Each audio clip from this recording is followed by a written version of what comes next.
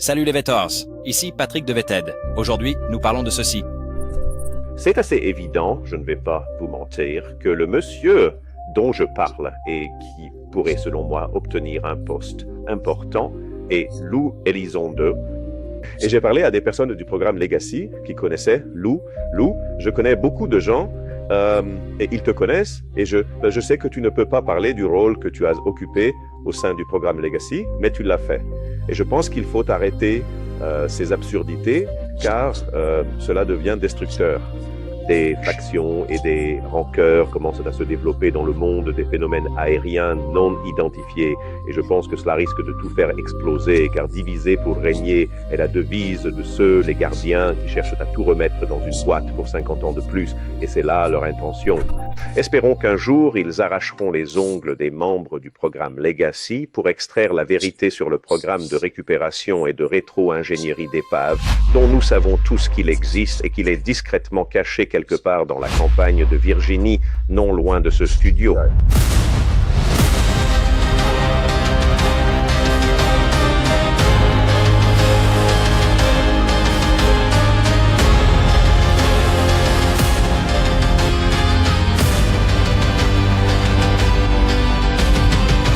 D'accord, les Vettors, cliquez sur le bouton j'aime, ça aide vraiment les vidéos. Et bien sûr, si vous n'êtes pas encore abonné et que vous voulez plus de vidéos comme celle-ci, cliquez sur le bouton s'abonner. D'abord, prenons un moment pour apprécier Mac, le producteur de Vetted, ici en vacances avec moi.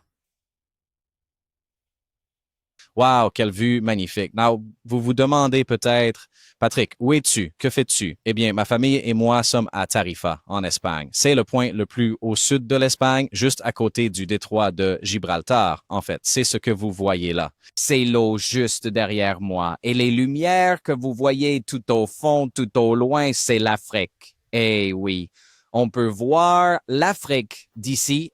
C'est génial. Nous avons la ville de Tanger qui est là-bas et honnêtement quelques villes portuaires aussi. Enfin bref, ce n'est pas le sujet de cette vidéo. Voyez-vous, une nouvelle est tombée que je vais traiter même en vacances. D'abord, j'ai le temps. Ensuite, tout le monde dort, sauf Mac, bien sûr.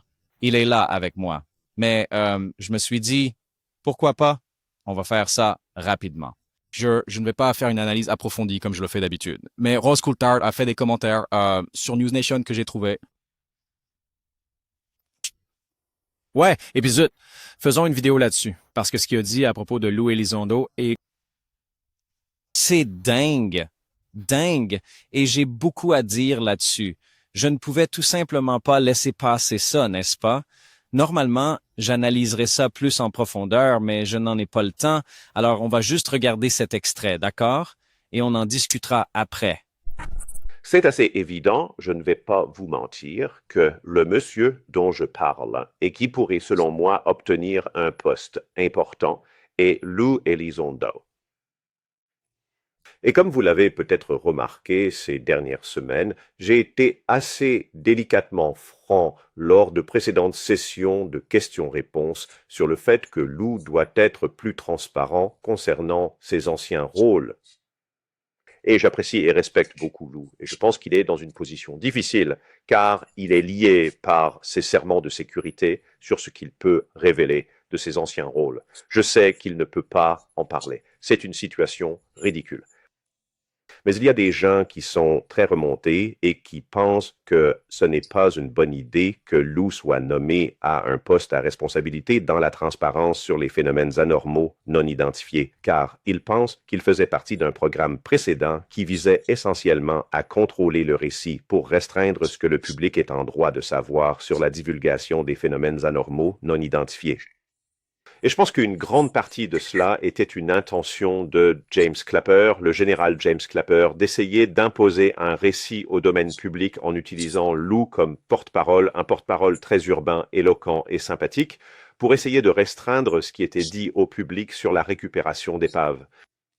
Et au fil des années, en couvrant ce sujet, j'ai été frappé par le fait que l'histoire que nous avons publiée avec David Grusch a complètement pris tout le monde de court.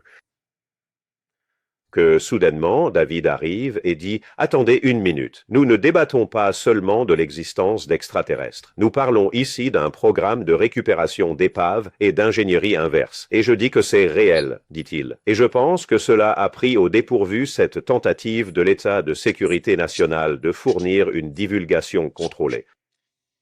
Mais je refuse d'admettre que des gens comme Lou Elizondo, qui ont participé à cette tentative de divulgation contrôlée, étaient animés par de mauvaises intentions. Ce sont des patriotes, ils aiment leur pays. Et j'ai parlé à des personnes du programme historique qui connaissaient Lou.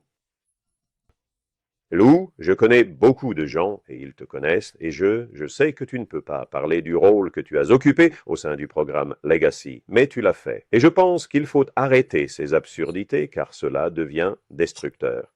Des factions et des rancœurs commencent à se développer dans le monde, des phénomènes aériens non identifiés, et je pense que cela risque de tout faire exploser, car diviser pour régner est la devise de ceux, les gardiens, qui cherchent à tout remettre dans une boîte pour 50 ans de plus, et c'est là leur intention. Très bien. En gros, Ross Coulthart affirme que Lou Elizondo fait partie du programme historique sur les ovnis. D'accord? Et qu'il devrait simplement en parler ouvertement. Il pourrait obtenir un poste que beaucoup jugent inapproprié justement parce qu'il fait partie de ce programme. Et cela a causé quelques problèmes pour contrôler le récit, exactement, le déploiement. Donc essentiellement, Ross Coulthart accuse Lou Elizondo de contrôler le récit sur les ovnis depuis qu'elle s'est manifestée en 2017. Cela fait presque 10 ans maintenant. Et vous savez, pour une bonne raison, car il fait partie du programme historique sur les ovnis. Et si vous ne savez pas ce que le programme historique sur les ovnis implique, c'est vrai. D'ailleurs, ce n'est défini ni par Ross Coulthart ni par personne d'autre. C'est pour ça que c'est un terme étrange à utiliser, mais ils disent essentiellement que c'est le programme qui cache les ovnis écrasés, les corps d'extraterrestres et leur ingénierie inverse. J'imagine un mélange de tout ça, n'est-ce pas? Ne devrait-il pas y avoir plus d'un programme? L'idée qu'il n'y ait qu'un seul programme OVNI historique semble étrange. Mais peu importe, l'idée que Lou Elizondo soit dans ce programme depuis, je veux dire, combien de temps? Que fait-elle? D'accord, je n'y crois tout simplement pas. Je suis désolé. Par contre, l'idée qu'il essaie de contrôler le récit sur les ovnis depuis qu'il s'est manifesté, ça, j'y crois à 100%, parce que je l'ai vu. Nous l'avons tous vu. C'est ça. En gros, Ross accuse Lou de mentir depuis tout ce temps. En gros, on ne peut pas croire un mot de ce qu'il dit. C'est vrai. Parce qu'on ne sait pas pour qui c'est, ni à quoi ça sert. C'est vrai. Ce sont des accusations graves. Je ne sais pas si les gens comprennent la portée de ces accusations. C'est vrai. Ross Coulthart et d'autres personnes s'expriment maintenant et, encore une fois, accusent Lou Elizondo d'être un pur menteur et un agent de désinformation. C'est ça. Pour sortir et diffuser un récit différent. C'est ça. En gros, pour détourner les gens de ce programme secret sur les ovnis en admettant qu'il existe en parlant d'ovnis et d'extraterrestres et même en évoquant ses propres rencontres avec des orbes dans son livre. Est-ce que ça semble être une bonne méthode? D'accord, je pourrais croire que Lou Elizondo est un agent de contre-espionnage car il a admis en être un. C'est sa formation. Pour ne rien cacher, c'est-à-dire qu'il n'y a pas d'ovni, je peux croire qu'il a été mis en avant pour vous faire croire à l'existence d'ovnis, d'extraterrestres et de technologies exotiques. Mais en réalité, il n'y en a pas. C'est ce que je crois. Ce n'est pas comme s'il parlait d'extraterrestres et d'ovnis pour dissimuler de vrais extraterrestres et ovnis. Est-ce que ça a du sens pour vous? Est-ce que ça a du sens? Non. Maintenant, il a fait du sujet, vous savez, paraître ridicule par moment. C'est vrai. Et ces fausses photos d'objets volants non identifiés qu'il a montrées, exact, le lustre, les cercles d'irrigation, c'est ça.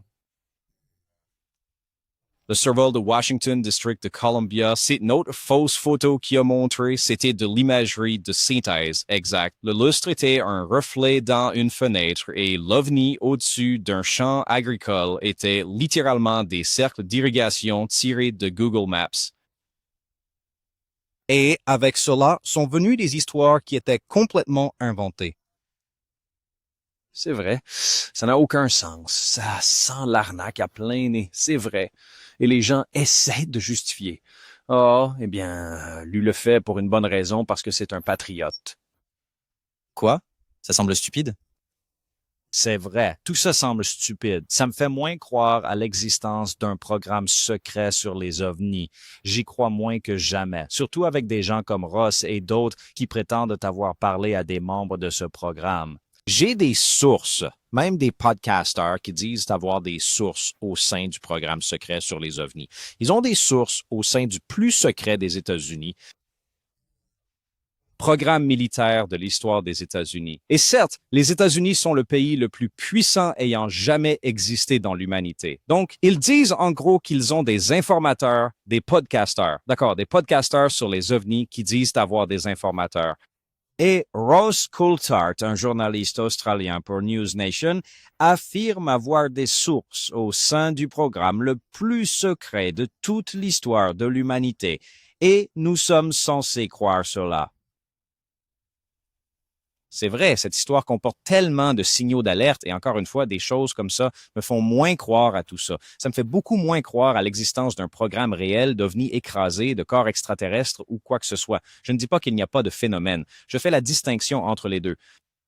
C'est ça. Il semble qu'aucun pays ne possède d'ovnis, de corps extraterrestres ou quoi que ce soit, mais il existe un phénomène. C'est ça. Je pense simplement que le phénomène est bien plus intelligent. Ils ne se sont jamais laissés attraper. Ils n'ont jamais fait écraser d'ovnis. C'est ça. Je pense que les gouvernements ont juste vu ça comme un moyen de dissimuler leur propre technologie. Ils filment peut-être des choses et vivent des expériences inexplicables que je croirais. Mais je commence à beaucoup moins croire à l'existence d'un programme secret sur les ovnis. D'abord, je n'ai jamais été convaincu. Ensuite, des histoires comme celle-ci me convainquent encore moins. Je pense que Ross et ceux qui lui ressemblent s'en servent pour rendre plus crédible l'idée qu'il se passe quelque chose. Il y a tout simplement trop de signaux d'alerte. Et c'en est un de plus. Ross essaie de présenter les choses comme si, vous savez, Lou, vous savez, il fait juste son truc. Il s'occupe de la sécurité nationale. Il doit faire son truc. Mais tout le monde connaît Lou. Tu devrais sortir et parler, Lou. Si c'était vrai, alors Ross Coulthart vient de le démasquer et de révéler un programme secret sur les ovnis, n'est-ce pas? Encore une fois, le programme le plus secret de l'histoire des États-Unis est Ross Coulthart, un journaliste étranger d'Australie, n'est-ce pas, révèle ce programme du gouvernement américain ainsi qu'une personne qui est censée en faire partie en le dénonçant aux informations. Ça vous semble sûr? Si c'était vrai, Ross vient de mettre Lou en danger. Si c'est vrai, je ne crois pas que ce soit vrai et je ne pense pas que Ross ait mis Lou en danger car je pense que tout ça n'est que foutaise et jeu. Mais si c'était vrai et Ross joue comme si ça l'était, si nous devions jouer dans ce bac à sable, il vient de rendre un très mauvais service, 1 à l'Amérique, 2 à l'armée et 3 à Lou Elizondo et sa famille. Si c'est vrai, et je n'aime pas du tout Lou, d'accord? Mais si c'est vrai, je ne veux pas qu'il arrive quoi que ce soit à Lou et à sa famille. Je déteste ce type, mais je ne veux pas qu'il soit blessé, n'est-ce pas? Ross dit qu'il apprécie Lou, et il vient littéralement de le mettre en danger si c'est vrai. Encore une fois, dites-moi, est-ce que ça a du sens? C'est pour ça que c'est des conneries. C'est tellement... Cette histoire dépasse le simple fait que Ross accuse Lou Elizondo, car c'est sur ça que les gens se concentrent. Oh, il perd le programme, il doit se manifester. Non, non, non, ce que ça me montre, c'est qu'il n'y a probablement aucun putain de programme, d'accord? Et au mieux, Lou cherche juste à semer le chaos dans la communauté OVNI pour vous faire croire qu'il se passe des choses, alors qu'en réalité, c'est juste de la technologie américaine. D'accord? Encore une fois, ça ne veut pas dire que le phénomène n'existe pas. Je crois fermement qu'il y a un phénomène sur cette terre qu'on ne comprend pas. Et des gens ont vécu des expériences, ont vu des choses, peu importe. Mais je ne pense pas qu'aucun de ces gouvernements ne possède quoi que ce soit. Tu sais, du moins pas l'Amérique. En tout cas, d'après ce que je vois, il y a quelque chose qui cloche, non? Je ne sais pas. Alors, quoi que ce soit, ce n'est pas l'histoire qu'ils essaient de vous vendre, n'est-ce pas? L'histoire qu'ils essaient de vous raconter est probablement fausse. Maintenant, on est en droit de se demander, quelle est la vraie histoire? Mais soyons réalistes, c'est de la propagande. C'est du contre-espionnage, n'est-ce pas, dans toute sa splendeur? Pour quelle raison, n'est-ce pas? C'est la grande question. Pour quelle raison? Qui alimente Lou avec ses histoires, hein? Ou, pardon, Ross avec ses histoires, hein? Comment Lou va-t-il réagir à ça? Je veux dire, David Grush a déjà fait cette déclaration, en fait, il y a environ 8 mois. D'accord, je n'ai pas l'extrait à vous montrer, mais dans Weaponized avec Jeremy Corbell, quand Age of Disclosure est sorti en novembre, ils ont fait une émission à ce sujet, n'est-ce pas? Jeremy Corbell et George Knapp. Et les gens se demandaient, pourquoi David Grush n'est-il pas dans Age of Disclosure, n'est-ce pas? Eh bien, il s'avère que Jeremy a dit, selon Jeremy Corbell, que David Grush n'était pas dans Age of Disclosure parce qu'il a un point de vue différent sur la façon dont il gère la divulgation et il n'est pas d'accord avec Age of Disclosure et plus précisément avec Lou Elizondo. Et Jeremy est cité comme ayant dit, encore une fois dans Weaponized, je n'ai pas l'extrait, je paraphrase ici. Certains d'entre vous s'en souviendront probablement. J'ai fait une vidéo à ce sujet. Dave pense, n'est-ce pas, en parlant de David Grush, voici ce que Jeremy a dit, que si Lou Elizondo était dans le programme, il devrait simplement le dire, qu'il le dise tout simplement, n'est-ce pas?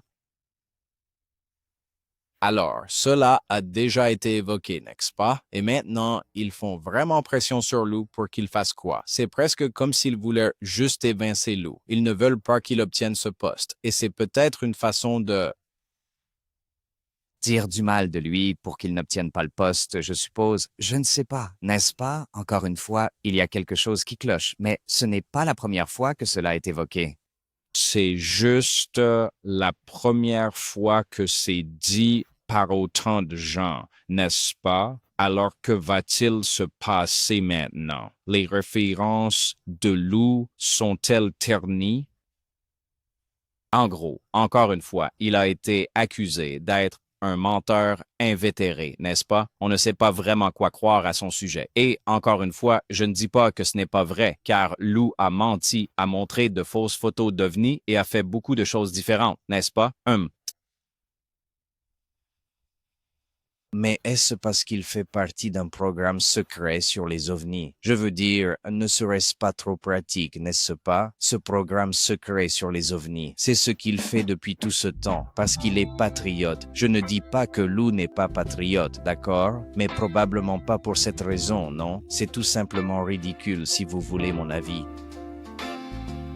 Je n'y crois pas une seconde. Dites-moi ce que vous en pensez dans les commentaires. Profitez de cette vue magnifique, la pleine lune. J'ai Max avec moi. Merveilleux. Je ne ferai probablement pas d'autres vidéos pendant mes vacances, mais je me suis dit que je devais au moins sortir celle-ci. Je ne sais pas. Si j'ai le temps, je le ferai. C'est tout. J'ai juste, vous savez, passé la journée dehors à nager, plage, café, ville, shopping, tout ce que vous voulez. Bref, on se retrouve dans la prochaine vidéo. N'oubliez pas, les gars, chaque jour est un cadeau. Salut!